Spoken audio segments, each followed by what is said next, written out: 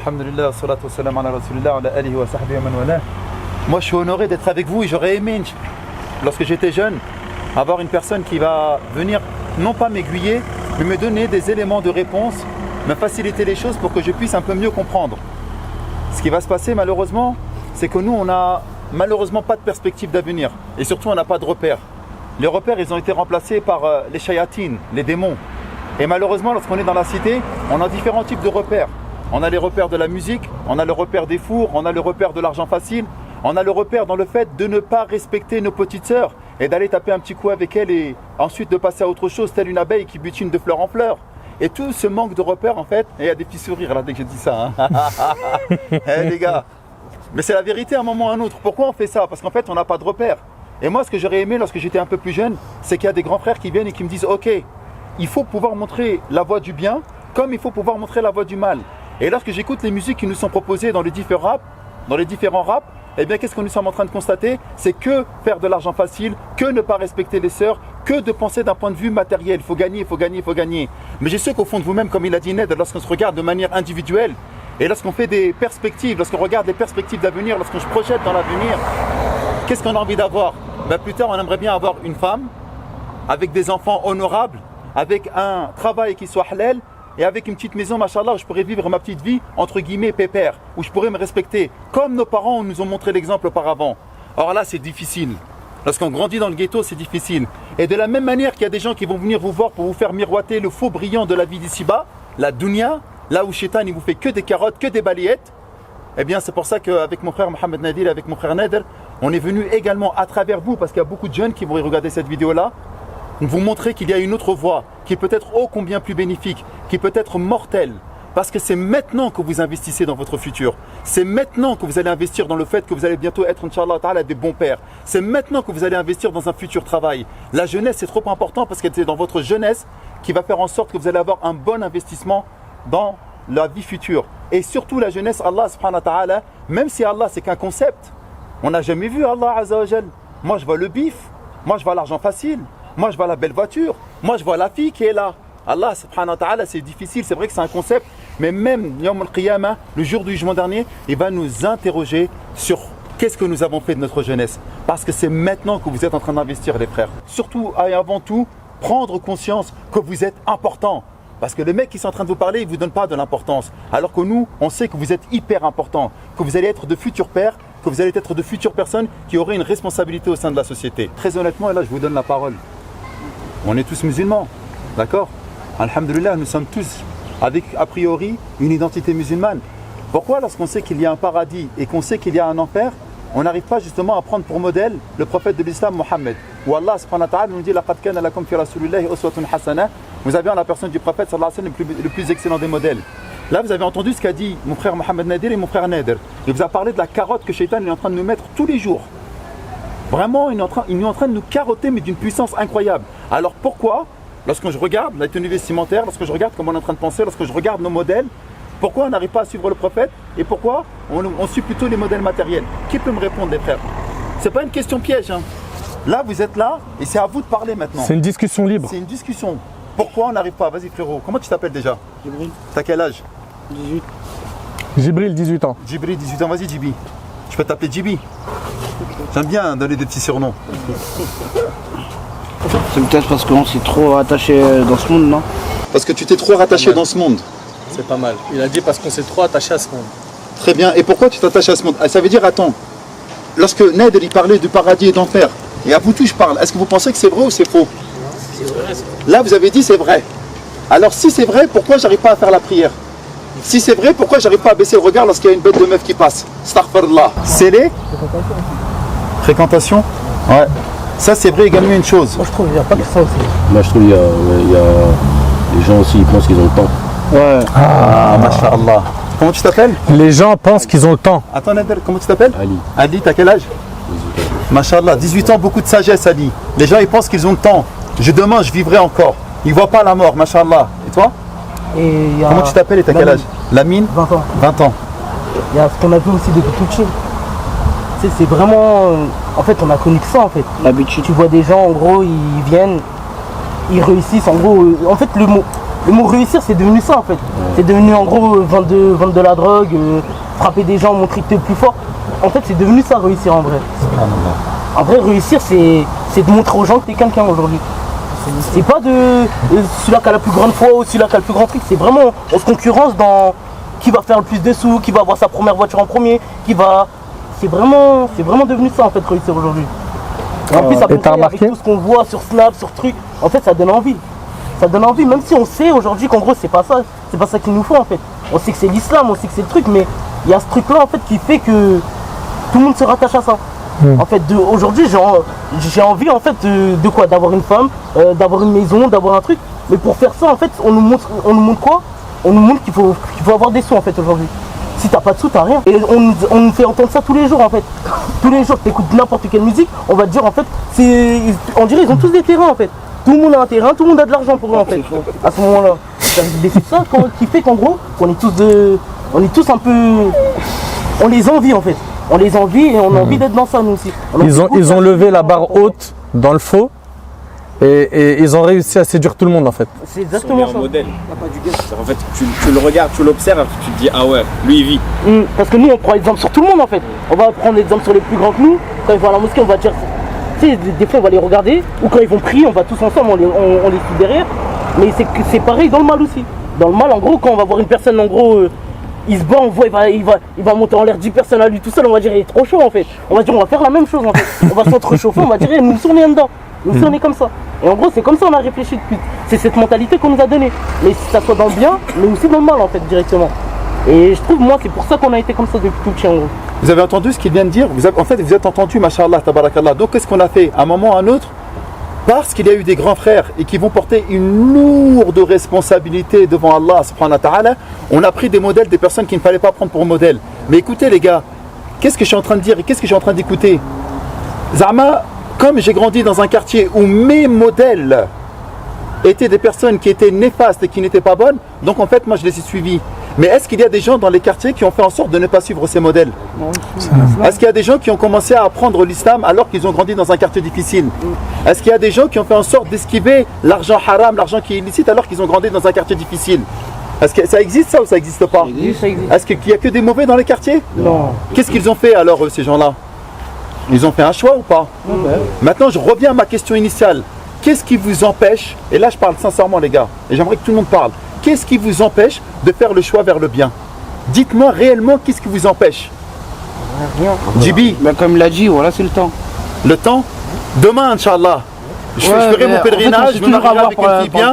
Parce que pour nous, même des fois on discute, on dit quoi? De toute façon, après Inch'Allah, tout le temps, après Inch'Allah, on va partir à la Mecque, tout ça, après Inch'Allah, on va partir là-haut, là. Tu sais, on laisse tout le temps, pour de vrai, on laisse tout le temps. Mais nous-mêmes, en fait, c'est même tout à l'heure, j'ai dit ça à la Ali, on dirait qu'une partie en nous, on est hypocrite. Subhanallah. Tout ce qu'on est en train de dire, c'est hyper important et on le sait qu'il y a des embrouilles, etc. Mais on est toujours en train de faire des mauvais choix. Et comme il avait dit, subhanallah, Jibi, comme d'autres l'ont dit, ils ont dit on est toujours en train de repousser à demain. Et j'aimerais qu'on repart avec un mot aujourd'hui, on va apprendre un mot. Qui sait ce que ça veut dire procrastination? Procrastination. Vas-y. T'as levé la main. C'est de remettre à demain ce qu'on veut faire. Exactement, vous avez entendu le terme? Chaud lui. Ouais, il est chaud, machallah. Bah, tu le vois avec ses locks, tu crois que ça. Regarde ce que tu fais. T'es sérieux ou quoi? Barakallahu fik, frérot. Comment tu t'appelles? Swali. Swali, machallah, Swali. Procrastination, c'est de remettre à demain ce que l'on devait faire aujourd'hui. Et en fait, l'islam, c'est quelque chose qui va englober tous les aspects de la vie. Et il n'y a pas que les musulmans qui remettent à demain. Il y a un mot qui s'appelle procrastination. Même dans nos devoirs, même dans le fait de faire le ménage, même dans le fait de ranger notre chambre, on est toujours à repousser à demain ce que l'on doit faire maintenant. Et ça, c'est une chose, subhanallah, qui va faire en sorte justement qu'on va repousser notre tauba, notre repentir vis-à-vis d'Allah. Maintenant, là, on est en train de nous parler, ouais, mais il ne faut pas que je me venge, il ne faut pas que je fasse des fours, etc. Et à chaque fois, on dit, Inch'Allah, vous l'avez super bien dit, j'ai envie de me marier, j'ai envie d'avoir une femme aimante, qui soit, masha'Allah, tabarakallah, une bonne mère pour mes futurs enfants, etc., etc. Vous faites des bons projets. Mais comment voulez-vous concrétiser ces projets si dès maintenant vous êtes dans la procrastination? Vous remettez en premier lieu quoi? La première chose, c'est le repentir, le fait de revenir vers Allah subhanahu wa ta'ala. Vraiment, pour moi, c'est une chose qui est très importante, les gars. Parce qu'on pourra parler tous les jours des méfaits de la cité, etc. Si à un moment ou à un autre, tu n'arrives pas à retirer ce que tu as dans ton cœur comme choses qui sont néfastes, c'est-à-dire l'amour de la dunya, l'amour du matériel, en t'oubliant toi-même, eh bien, tu n'arriveras pas à mettre l'islam. Regarde, là, on est venu, on est en train de vous parler. Qala Allah, qala Rasoul. Allah, il a dit, le prophète, il a dit. Ouais, machallah les frères, merci, vous êtes venus, vous nous avez renforcé notre foi, etc. Barakallah fi, comme c'était bien ce que vous nous avez dit. Ok, une fois qu'on a pris en compte cette information-là, lorsque je vais retourner, lorsque je vais aller voir au ghetto, ou lorsque je vais aller voir dans le hall, ou lorsque je vais aller voir les frères où ils sont en train de traîner, qu'est-ce que je vais faire? Eh bien, tout ce que nous venons de dire maintenant, ça n'aura servi à rien. Vous savez pourquoi? Parce que le cœur, il est déjà rempli de choses qui sont néfastes. Il faut pouvoir enlever déjà l'amour de la dunya, l'amour du matériel, l'amour de l'argent haram, pour pouvoir mettre des choses qui sont halal. Parce que si ton cœur il est déjà rempli de haram, ben tu ne pourras pas le remplir d'islam à l'intérieur à un moment ou à un autre. Et qu'est-ce qui va faire en sorte que tu vas te rapprocher d'Allah? Et ça, c'est un conseil que je vous donne, les gars, parce que j'ai envie de parler concret. Avant, lorsque tu te lèves le matin, prends juste 5 minutes le matin dans ta vie. Qu'est-ce que je vais faire de ma journée? En fait, elle va servir à quoi ma journée? Et qu'est-ce que je vais rajouter dans ma journée? Et le soir, avant de dormir, qu'est-ce que j'ai fait de ma journée? Qu'est-ce que j'ai rajouté de bien dans ma journée? À quoi j'ai servi? Est-ce que j'ai fait du bien à mes parents? Est-ce que j'ai fait du bien à mes parents? Est-ce que j'ai rajouté quelque chose d'important dans ma vie de tous les jours? Si à un moment ou à un autre, vous ne faites pas une introspection, qui sait ce que ça veut dire une introspection, les gars? Non, faire un bilan, vas-y. C'est lui le boss. Ouais, franchement, ils ont tous démonté, les mecs, c'est bon. Hein. La prochaine fois, vous lui dites salam alaikum shir. Vas-y, dis-moi. Est-ce qu'on se questionne soi-même? Exactement, lorsqu'on regarde à l'intérieur de soi-même, on ne le fait jamais, ça. On est toujours en train de regarder à l'extérieur. Pourquoi je regarde tout le temps à l'extérieur? Pourquoi je regarde toujours la vie des autres? Pourquoi j'ai toujours besoin de vivre avec procuration? Mais regarde-toi à l'intérieur qui tu es. Qu'est-ce que tu kiffes réellement dans ta vie en fait? Ça se trouve, t'aimes pas les mecs, t'aimes pas les choses que les gars du quartier ils aiment, ça se trouve, t'aimes autre chose. Ça se trouve, tu as kiffé des choses que les autres ils n'aiment pas. Mais comme tu n'es pas en train de t'écouter à l'intérieur, tu fais que de faire ce que les autres ils font. Tu recopies bêtement ce que les autres ils font. Essayez de vous chercher à l'intérieur, les frères. Le matin, posez-vous la question, qu'est-ce que je vais faire de la journée? Et le soir, avant de dormir, lorsque tu as posé la tête, et faites ça juste 2, 3, 4 jours, une semaine. Wallah el-Ali el-Adim, que vous allez voir un changement dans votre vie. Et qui tu es quelque part? Hein? Pourquoi je m'habille comme ça? Pourquoi je parle comme ça? Pourquoi je réfléchis comme ça? Pourquoi je kiffe tel type de voiture? Pourquoi je kiffe tel type de son? Ah, parce que les autres, ils sont en train de faire ça. Parce que les autres, ils disent que ce son-là, il est bon. Parce que les autres ils disent que machallah cette voiture là elle est bien. Mais ça se trouve t'aimes pas ça toi. Mais tu t'es pas questionné donc tu peux pas le savoir. Donc avant d'aller revoir ce qui se passe autour de toi, essaie de comprendre qui tu es, d'où tu viens. C'est quoi mes origines? Qu'est-ce qu'ils voulaient de moi mes parents? À quoi je sers dans la vie? C'est quoi mon rôle dans la vie? C'est quoi le rôle dans la vie? C'est de faire de l'argent facile? Hein? C'est d'être gosbo? C'est d'avoir une sacoche Louis Vuitton à 3000 balles? C'est quoi les gars? C'est bon ça hein? Hein? La mine, ça le démange, il veut parler. Oh, ouais. Ouais, exactement. Et bien si c'est ça les gars, vous faites exactement la même chose que les autres ils sont en train de faire. Et vous pensez qu'ils sont heureux? Wallah qu'ils ne sont pas heureux. Ils sombrent dans la cocaïne, dans l'alcool, dans les jeux faciles, etc. Et vous pensez qu'ils sont heureux? Mais s'ils étaient heureux, pourquoi ils ont une vie tellement misérable? Pourquoi ils sont tout le temps en train de se rechercher? S'il vous plaît les gars, ne vous faites pas carotter. En fait j'ai envie de faire quoi dans ma life? C'est quoi mon rôle dans la vie? Où j'ai envie d'aller? Et si tu n'arrives pas à répondre à ces propres questions-là, bah, comme tu étais vide à l'intérieur, les gens ils t'ont carotté. Bah, il a dit une chose importante, Nader. On a plus peur du regard des gens par rapport au regard d'Allah. Est-ce que vous le savez pourquoi un petit peu ou pas ça? Jibi, Lamine, vas-y. Avec les gens, ils peuvent le raconter aussi.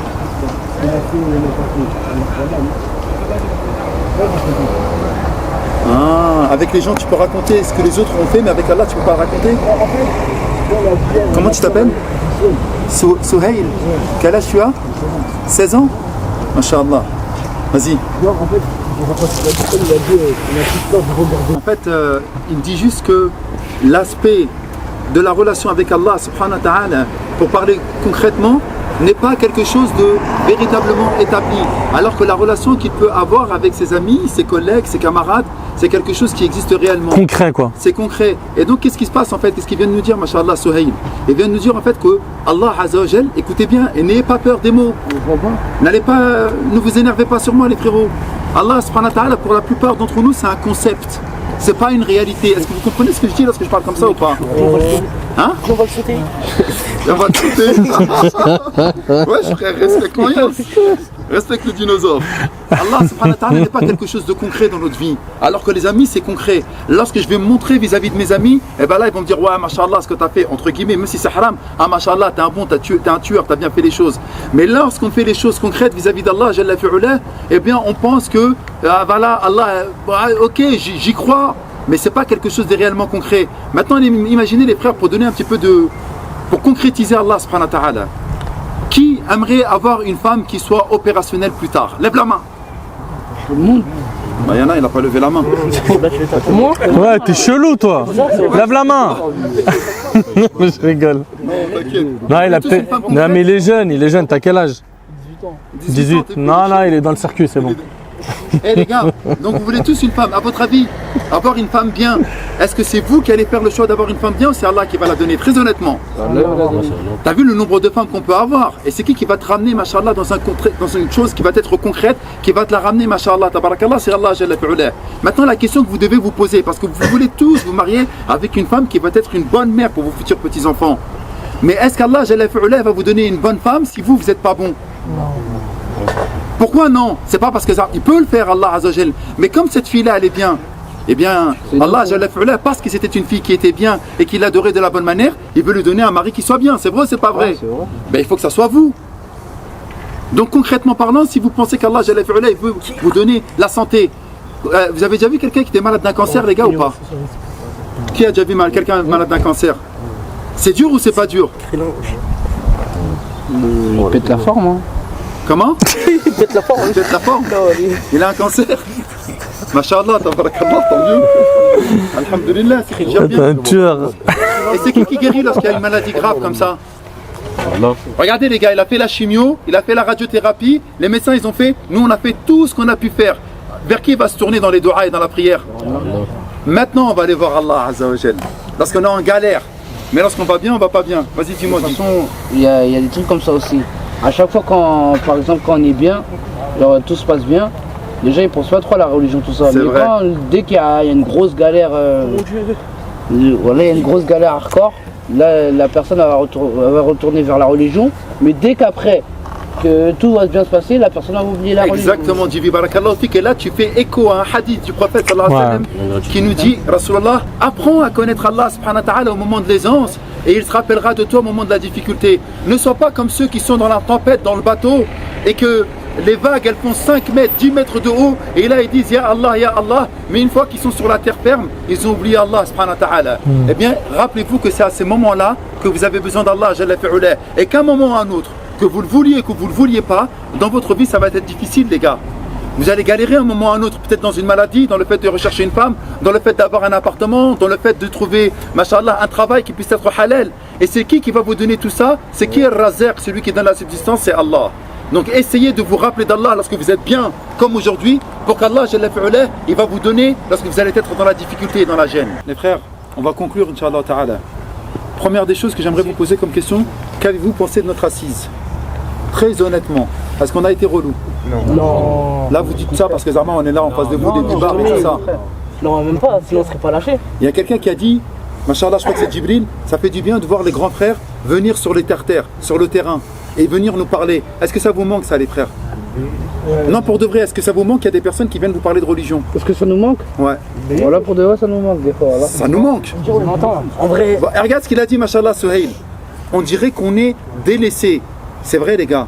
Parce qu'à un moment ou à un autre, c'est bien beau d'aller taper sur les frères des cités. Ouais, regarde, ils ont des fours. Ouais, regarde, ils sont dans la fornication. Ouais, regarde, ils se font que de se tirer dessus. On est là à critiquer, et là je parle en mon nom, et au nom de tous ceux qui parlent de religion, entre guillemets les imams et les prédicateurs, etc. Mais ils ne font plus le travail de terrain. Et donc vous avez raison de nous demander des comptes, les frères. On doit venir faire ce travail de terrain. Et c'est la raison pour laquelle nous sommes venus ici, et que ce ne sera pas la première, ni la dernière, et qu'il faut qu'on continue de la même manière. Mais les gars, là où vous êtes venus, vous avez été choisis par Allah Jalla fi'ula. Il y en a combien qui sont même pas là en train de nous écouter? Mais vous avez été là. Tu peux insister sur le fait aussi que là ils sont en train de nourrir quelque chose là? D'accord. C'est quoi cette chose? Vous avez été choisis par Allah subhanahu wa ta'ala pour être là avec nous, pour évoquer et invoquer Allah Jalla fi'ula. Et là, ce que vous venez de faire, ce que vous ne vous rendez même pas compte, c'est que cette assise-là, vous venez de nourrir votre cœur. Ala bi dhikrillah tatma'innul qulub, n'est-ce pas que c'est par l'évocation d'Allah que le cœur il s'apaise. Et en fait, vous allez voir que même lorsque vous allez vous lever de cette assise-là, wallahi que vous allez vous sentir bien. Parce que remplir l'esprit avec les jeux, avec la PlayStation, avec le match de foot, N'Golo hier, oh là là, il est là ou pas? Il est bon, il est bon, il est bon. Ah, il est énervé. Il est bon, il est pas bon? Qu'est-ce qu'il a fait pendant que les autres étaient en train de faire la fête? Lui il cherchait une salle pour aller faire l'Isha. Non mais vous vous rendez même pas compte, c'est vrai ou c'est faux? C'est vrai ou c'est faux? Est-ce que c'est vrai ou c'est faux? Est-ce qu'il s'est départi de sa religiosité? Non. Meilleur joueur du match. Subhanallah, ça c'est un exemple. Il n'est pas là à mettre des tatouages partout, à montrer étalage de sa richesse. Il aide les personnes. Et regardez Allah, Jalla fi'ala, comment on lui donne la baraka. Vous venez de nourrir votre cœur avec nous, là, masha'Allah, tabarakallah. Et en repartant d'ici, vous allez voir que vous êtes un petit peu chargé. Vous savez pourquoi? Parce que vous avez en fait nourri votre ego, votre personne. Et vous avez oublié, subhanallah, que lorsqu'on se réunit comme ça, eh bien ça nous fait du bien. Deuxième des choses, les frères, vous avez dit, alhamdulillah, rabbil alamin, qu'on ne vous a pas saoulé. Qu'est-ce que vous avez retenu de cette assise-là? Une chose, un mot. Ne pas délaisser la prière. De ne pas délaisser la prière ou de commencer à faire la prière. Parce que c'est Allah qui donne tout. De se rapprocher d'Allah subhanahu wa ta'ala au moment de l'aisance, il se rappellera de nous au moment de la difficulté. Merci Djibi. De se remettre en question. Comment? De se remettre en question. Barakallahu fik, l'introspection, de se remettre en question. Le matin lorsque je me réveille, à quoi ça sert? Qu'est-ce que je vais faire de ma journée? Et le soir, qu'est-ce que j'ai fait de ma journée? D'avoir comme priorité l'au-delà. Masha'Allah, avoir comme priorité, et les gars au LOX aujourd'hui, vous êtes chauds les mecs. Allah ah ouais les gars aujourd'hui, les gars on va tous mettre des LOX. On dirait que c'était écrit. Les gars, vous avez entendu? Il a dit avoir comme priorité l'au-delà. Parce que vous le vouliez ou que vous le vouliez pas, on n'en a pas parlé de la mort. Bien qu'il y en a beaucoup qui meurent, mais tic-tac, tic-tac, tic-tac. On est venu, on se connaissait pas, on s'est serré la main. Hein? Et là, masha'Allah, tabarakallah, il y a une amitié, une fraternité qui s'est créée. Il y a du temps qui est passé. Mais chaque inspiration et expiration qu'on fait, elle nous amène forcément vers quoi? Vers la rencontre d'Allah, Jalla fi'ula. Barakallahu fik, effectivement, de prioriser l'au-delà. Quoi d'autre encore? La fréquentation. Suhail il a dit une chose hyper importante, de choisir ses fréquentations. Al-mar'u ala dini khalili, l'individu, il a le mode de vue de celui qu'il va côtoyer. Falyanzur ahadukum man yukhal, disait le prophète. Que chacun de vous fasse bien attention qu'il va côtoyer. Donc là, je suis sûr qu'il y a des petits chenapans, il y a des petits gars, ils sont, voilà quoi. Ben, qu'est-ce qu'il faut faire? Il faut rester avec les personnes. Lorsque vous voyez qu'il y en a un qui glisse, l'autre faut le relever. Rappelle-moi ton prénom. Bilal, dis-moi Bilal. Masha'Allah, ça s'appelle comment Bilal? Procrastination. Procrastination. On a retenu un mot, masha'Allah. Bilal a dit, il ne faut pas remettre à demain ce que l'on peut faire aujourd'hui. Wesh frère, ce matin je ne me suis pas levé pour faire salat au sobah. J'entre à la maison, je fais sobah et je fais dohr. Je dis pas demain je vais faire la prière. Si je la fais pas, je la commence maintenant, masha'Allah. Bravo Bilal. Quoi d'autre? Lamine. Ouais, excuse-moi, Djibi. Savoir qui on est réellement. Savoir qui on est réellement. Si tu ne sais pas qui tu es, tu ne peux pas adorer Allah. Tu ne peux pas avancer dans la vie. Tu ne peux pas te donner de projet dans la vie. Excellente synthétisation, masha'Allah. T'as des locks, fais voir, enlève le bonnet. Non, non, non. Si, fais voir. Ça arrive, ça arrive. Ah, ça arrive, ok. Il est en train de planter ça. Il est en train de sortir. Quoi d'autre les frères? Après on finit. C'est tout? Ryan, t'as même pas parlé. C'est bon pour toi? Les autres, personne ne veut rajouter quelque chose? La jeunesse, les plus jeunes. C'est bon pour vous? En tout cas les gars, voilà ce que vous devez retenir, Inch'Allah ta'ala. Moi j'aimerais juste vous dire, barakallahu fikum, de nous avoir donné de votre temps. Ceux qui ont été honorés aujourd'hui, c'est pas vous, c'est nous. Pourquoi à votre avis? Parce qu'Allah, Jalla fi'ulah, et j'aimerais bien que vous pensiez à ça, nous a choisis comme des instruments, comme des outils pour parler de lui et de son prophète. Imaginez un jour, c'est vous qu'Allah ait choisi pour parler de lui. Là vous avez gratté le jackpot. Wallah el-adim. Et vous savez quoi, le jackpot? Le jackpot. Et si vous voulez une femme pieuse, Allah il va vous la donner. Si vous voulez des enfants en bonne santé qui vont vous relever la tête, qui vont être des braves parmi les braves, Allah ils vont vous le donner. Allah va vous donner des biens, il va vous donner un réseau comme jamais vous n'avez eu. Pourquoi? Parce que vous êtes au service de celui qui détient tous les réseaux. Donc n'oubliez jamais ça. Vous êtes les serviteurs du miséricordieux. Vous êtes les serviteurs d'Allah. Allah vous a choisi parmi un nombre incalculable d'humains pour dire La ilaha illallah. Ne vous trompez pas les gars. Vous êtes importants. Vous êtes des privilégiés. Vous êtes des personnes qui sont choisies. N'oubliez jamais que vous êtes des musulmans. C'est bon pour vous ou pas? Ouais. Je vous ai saoulé? Non. Bravo.